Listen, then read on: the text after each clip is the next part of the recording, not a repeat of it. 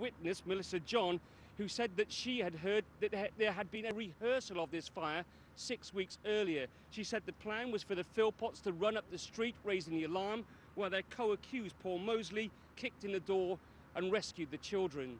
All three deny manslaughter. The case continues. George. All right, Jeremy, thank you very much. Thank you.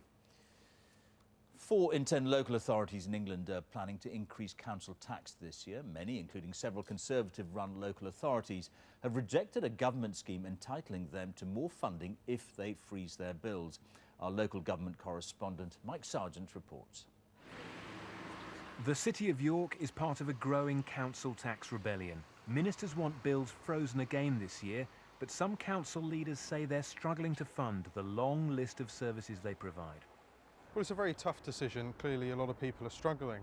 However, we are having a 30% cut in funding from government.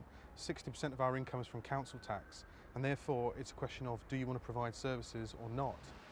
Council tax is going up in York by just under 2%, a relatively small amount, but are residents willing to pay?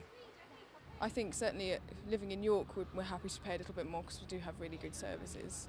There's a lot of talk about the putting extra £1.5 million or £2 million into reserves this year.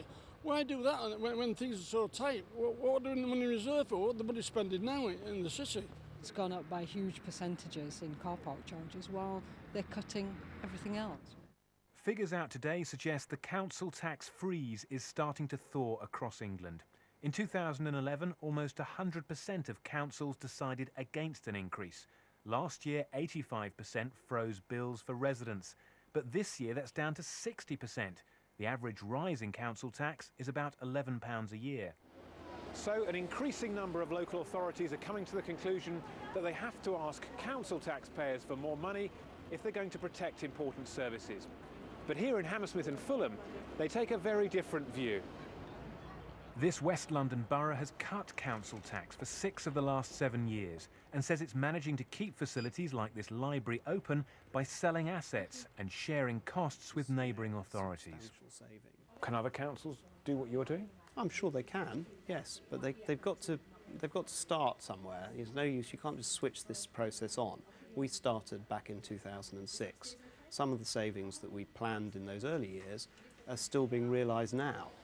Ministers think some councils could be getting much better value for taxpayers, but many say they've done everything they can to find savings and the council tax freeze can't go on. Mike Sargent, BBC News. And the time is just gone 6:15. Our top